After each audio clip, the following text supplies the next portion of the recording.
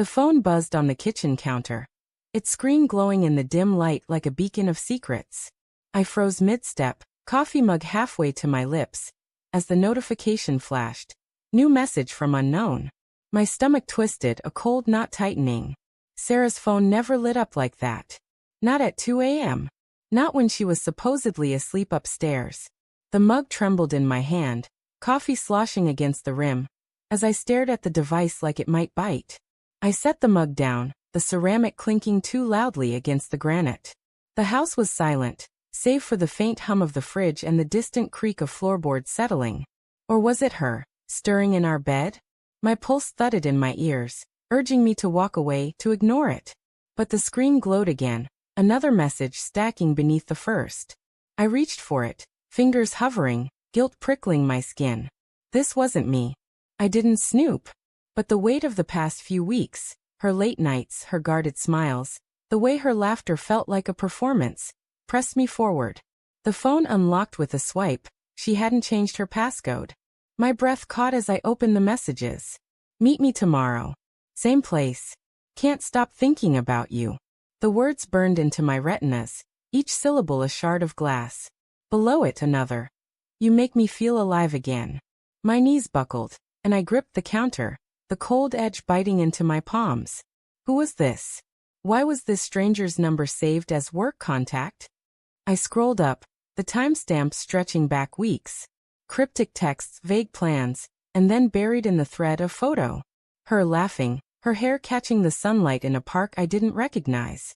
A man's arm draped around her, his face cropped out.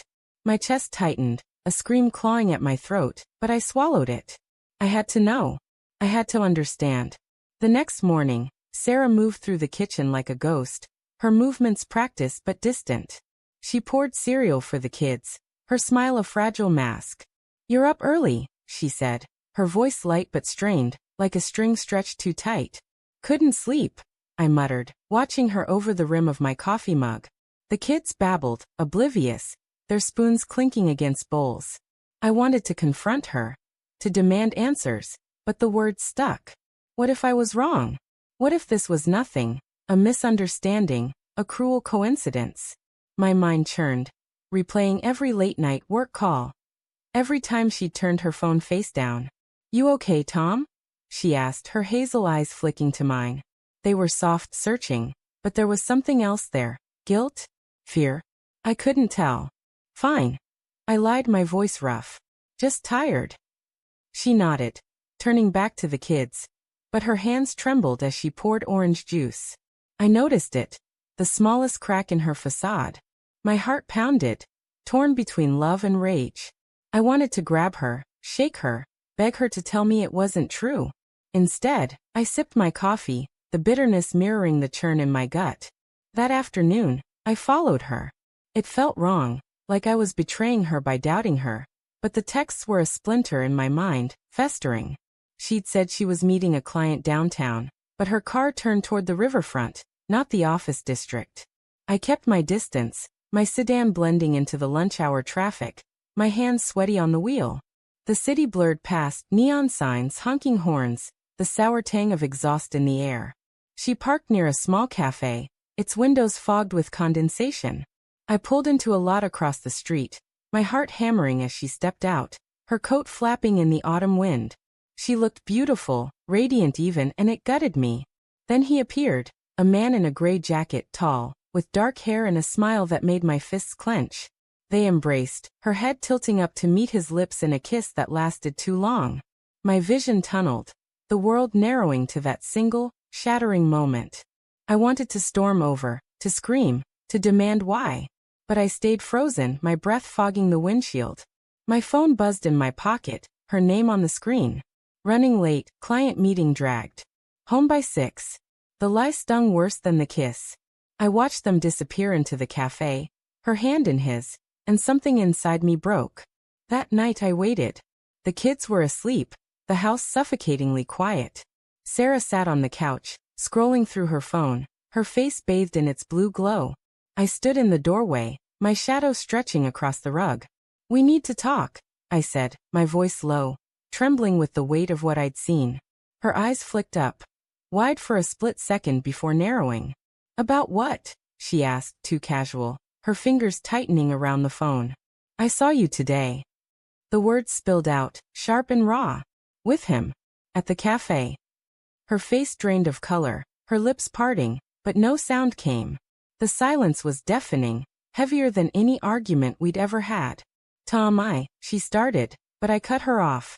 Who is he? My voice cracked, anger and heartbreak warring in my chest. How long, Sarah?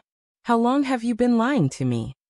She stood, her hands raised like she could push the truth away. It's not what you think, she said, but her voice wavered, betraying her. He's just someone from work. It's not serious. Not serious? I laughed, bitter and hollow. I saw you kiss him. I read your texts. Don't lie to me now. Her eyes filled with tears, but they didn't move me. Not anymore.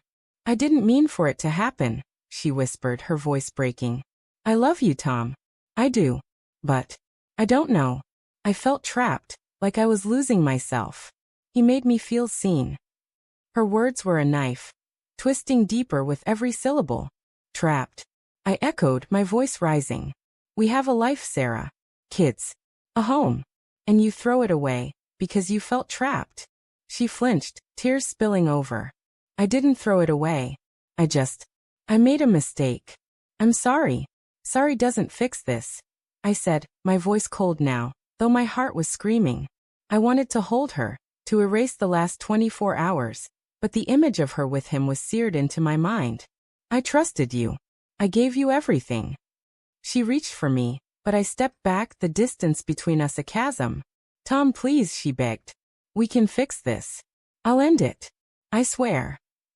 I stared at her. The woman I'd loved for a decade, now a stranger. My mind flashed to the kids upstairs, to the life we'd built, now crumbling. And then unbidden a memory surfaced, her voice years ago, laughing as we danced in our old apartment, promising forever. The contrast was unbearable. I need time, I said finally, my voice barely audible. I don't know if I can do this. She nodded, tears streaming, but didn't follow as I walked out. The night air was cold, the stars indifferent above. I drove aimlessly, the city lights blurring through my tears. My phone buzzed, another text from her, pleading. I didn't open it. Instead, I pulled over, my hands shaking, and opened her phone again, still in my pocket from last night. One last message from him. I know you're scared, but we can be together. Leave him. The words hit like a final blow, but then I noticed the timestamp. Sent an hour ago, while we were fighting. She hadn't responded. Yet. My heart stuttered, caught between hope and despair. Could she still choose me? Or was this just the beginning of the end?